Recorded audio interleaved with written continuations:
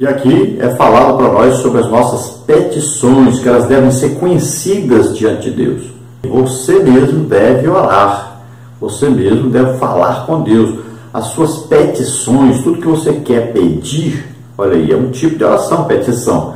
Aqui vai falar de ação de graça, agradecimento, né? Vai falar de suplicar. Então existem vários tipos de oração, mas aqui está falando de uma especial que é a petição, é pedir. E esse pedir não é pelos outros, quando é pelos outros é intercessão. Esse pedir aqui é por si próprio. Então tudo que você deseja, você deve pedir a Deus, diretamente a Deus, falar com Deus sobre isso. Então veja que a paz de Deus, uma paz que é só encontrada em Deus, ela vai encher o nosso coração de alegria, de paz, de felicidade. E veja bem que os nossos pensamentos procuram fugir. A Bíblia diz que nós temos que manter o nosso pensamento cativo na palavra de Deus. Veja só, cativo quer dizer preso, porque os pensamentos costumam voar, né? Costumam ir para longe daquilo que Deus quer.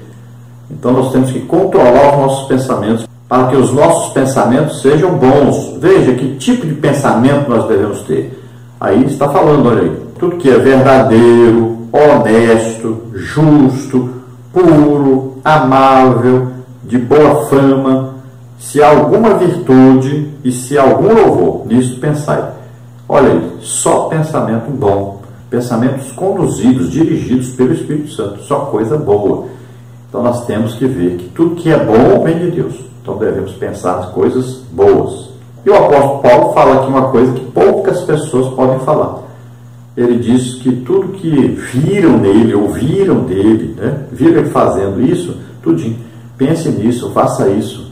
Veja bem, fale isso porque ele é um exemplo. E ele diz, olha, eu aprendi de Cristo. Sede meus imitadores, por quê? Porque eu sou imitador de Jesus Cristo. Então, nós, nessa lição, estaremos falando aí basicamente dentro do texto aqui, encontrado na Epístola de Paulo aos Filipenses. Os Filipenses que deram ajuda financeira a Paulo, sempre estiveram em comunhão com Paulo, eram irmãos amorosos, né, irmãos que cresceram rápido na fé, e nós vamos ver então que Paulo os amava muito, e eles amavam muito a Paulo. Então veja que em Filipos, a visita de Paulo foi uma bênção para aquele lugar. Primeiro nós sabemos que Paulo pregou a Lídia, ela aceitou Jesus como Senhor e Salvador. Depois nós vimos que uma moça que era pitonisa, ou seja, adivinha, né, vinha todo dia praticar adivinhação, e Paulo expulsou o demônio dela, ela ficou livre. Depois vimos que Paulo foi preso, e lá na cadeia ele louvava a Deus, ele e Silas louvando a Deus, mesmo tendo apanhado, mesmo estando preso, né, louvava ao Senhor. E ali houve um terremoto, as cadeias quebraram, né, o carcereiro quis se matar, Paulo impediu, e ele aceitou Jesus como Senhor e Salvador, e toda a sua família. Então veja só, são coisas extraordinárias, maravilhosas. Foi o que? A presença de Deus através de Paulo naquela cidade. E aquela igreja então cresceu forte, cresceu rapidamente, e nós vamos ver aí que ali provavelmente, muito provavelmente, né, Lídia se destacou na pregação do Evangelho, o carcereiro e talvez a sua esposa também. Nós temos aí várias conjecturas a respeito aí das irmãs Evódia e Sintique, que talvez cada uma estava aí ajudando em sua própria casa, né, a igreja a crescer, tinha ali um trabalho de pregação, né, de evangelização em suas próprias casas. Talvez seja, talvez não, né, são conjecturas. Então, nessa lição, você lembre-se que mente aqui, então, significa a alma, né, a sede das nossas vontades, desejos, sentimentos, nosso intelecto. E quando falamos em mente de Cristo, aí nós vamos falar o quê? Do domínio, né, do controle do Espírito Santo em nossa vida, para nós pensarmos da maneira que Jesus pensa. Termos, então, comunhão com o Espírito Santo, ou seja, ter tudo em comum. Desejar aquilo que Deus deseja, fazer aquilo que Deus quer que nós façamos, agir da maneira que Deus quer que nós hajamos. Então, nessa lição, nós vamos falar sobre o novo nascimento, né, metanoia. Vamos ver, então, a introdução da lição, Quem nasceu de novo é nova criatura, e assim a vida cristã é norteada pelo Espírito Santo. Isso significa que nós, como cristãos, não andamos segundo a carne, mas segundo o Espírito. A presente lição é uma reflexão introspectiva sobre a nossa maneira de viver, as nossas atitudes e as nossas decisões, e se realmente Jesus é o Senhor do nosso pensamento. Então, o milagre desse novo nascimento, produzido pelo quê? Ao ouvirmos a palavra de Deus. Veja bem, está lá em Efésios capítulo 1, Para lá, primeiro nós ouvimos o quê? O Evangelho da nossa salvação. Depois, cremos nesse Evangelho, tivemos fé nessa palavra que ouvimos. E aí, então, o selo do Espírito Santo foi dado a nós. Então, nós ouvimos a pregação, aprove a Deus salvar os crentes pela loucura da pregação. Romanos 10, Paulo diz o que? Se com a tua boca confessares ao Senhor e em teu coração creres que Deus ressuscitou dos mortos, serás salvo. Então, olha só, nós ouvimos, aí pedimos perdão pelos nossos pecados, aceitamos, acreditamos que Jesus morreu por nós, ressuscitou, somos salvos, aí recebemos o que? O Espírito Santo. E agora há o que? Uma transformação geral na nossa vida. Então é mudado totalmente, um novo nascimento. Para nascer de novo precisa morrer primeiro. Então nós morremos para o pecado, morremos para o reino das trevas, para Satanás e seus demônios, Morremos para o pecado, aí nascemos de novo. Agora nascemos para Deus, no reino da luz, no reino de Deus. Agora nós temos como nosso líder Jesus, cabeça da igreja. Agora nós temos o Espírito Santo morando em nós para nos guiar, nos conduzir. Então todos os nossos pensamentos, desejos, vontades, todo o nosso intelecto estará sendo agora governado, dirigido, orientado pelo Espírito Santo. Então agora nós temos que seguir Jesus. Ele é o alvo, Então olha só, olhando para Jesus, o autor e consumador da nossa fé. Veja só, então nós vamos olhar para Jesus, vamos aí tentar copiar de toda maneira a personalidade de Jesus, pensar como Jesus, agir como Jesus, imitar Jesus. E esta tem sido talvez a pior tragédia da igreja hoje, que esqueceu que Jesus é o molde, Jesus é aquele que é o nosso alvo, que nós temos que copiar Jesus. Então, se Jesus passava metade do tempo pregando, ensinando, e a outra metade do tempo ele passava fazendo milagres, curando as pessoas, libertando as pessoas, abençoando as pessoas, visitando as pessoas, nós não estamos imitando Jesus. Então, a igreja não está imitando Jesus.